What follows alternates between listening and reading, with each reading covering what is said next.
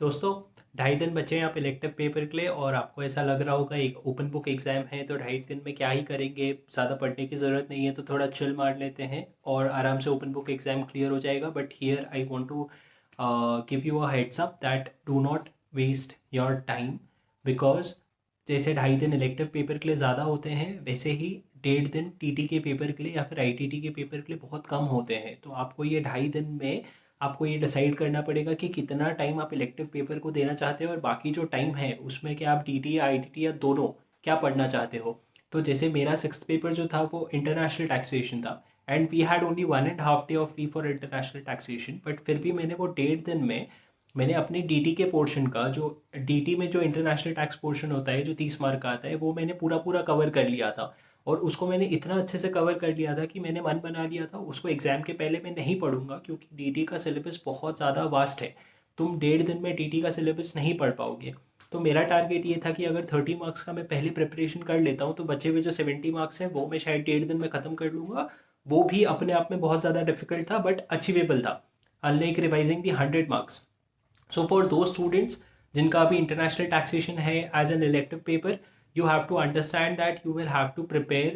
direct tax in a manner that you do not have to read it again before the direct tax exam. In addition to that, आप लोग को अपने international taxation के paper के लिए PGBP, capital gain, ये सबका knowledge होना बहुत ज़रूरी है, बिकॉज बहुत सारे नॉन रेसिडेंट रिलेटेड क्वेश्चंस आ जाते हैं। तो आपको डीटी का इंटरनेशनल टैक्सेशन तो पूरा याद करना ही है। In addition to that you will also have to spare some time to go through the concepts of PGPP or capital gain or any matter, or preferably those concepts which are more important from a non-resident point of view, because international taxation is related to non-resident. So that you will have to do, so which is not an easy thing to do. You will have to spend a lot of time, and in these 2.5 days, first of all start with your DT preparation, international taxation पूरा याद कर लो, सारे RTP MTP के जो भी questions आपने सोचे थे करने हैं या फिर जो भी आपने क्वेश्चन बैंक से क्वेश्चंस करने के सोचे थे वो अभी कर लेना और वो 30 मार्क पूरा खत्म कर देना। For those people who have not taken international taxation and have taken some other elective,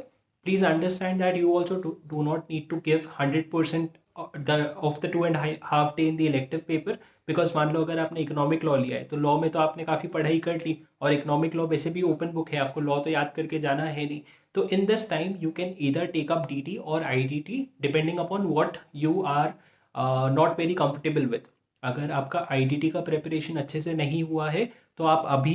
8 घंटे 10 घंटे कुछ आईडीटी को भी दे सकते हो और बाकी का टाइम टीटी को भी दे सकते हो, और उसके बाद आप डिसाइड कर सकते हो कि एक दिन पूरा का पूरा मैं इलेक्टिव पेपर को दूंगा। अब मान लो आपने डिसाइड कर लिया कि आपको आईडीटी करना है, तो अगर आप 10 घंटे आईडीटी को देते हो तो उसको इतने अच्छे से पढ़ लेना कि वो आईडीटी में के लिए जो पढ़ा है वो एग्जाम के पहले आपको पढ़ने का टाइम ना भी अगर मिले तो आप एग्जाम में उसको लिख लो। Okay, and now coming to,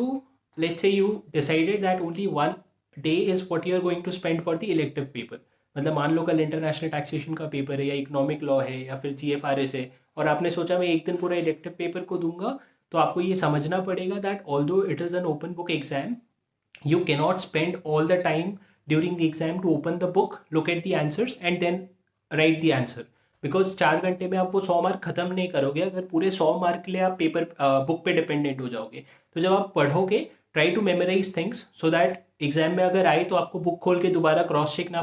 करना पड़े। Because I was not able to complete my international taxation paper in 4 hours despite having studied properly, because कभी कभी एग्जाम्स बहुत टफ होता है और जैसे आपको प्रिपरेशन के लिए 4-5 महीने मिले उससे तो बहुत ज़्यादा टाइम आईसीआई को मिला है इस बार क्वेश्चन पेपर बनाने के लिए। They had about 8-9 months to prepare this question paper. So let's not assume that it is going to be an easy paper based on the past papers that we must have practiced, because पहले risk management और जीएफआरएस ये सब के paper थोड़े relatively easy आए थे, इस बार थोड़ा पैटर्न बदल सकता है, शायद वो टफ कर सकते हैं। You never know, you have to be prepared for that.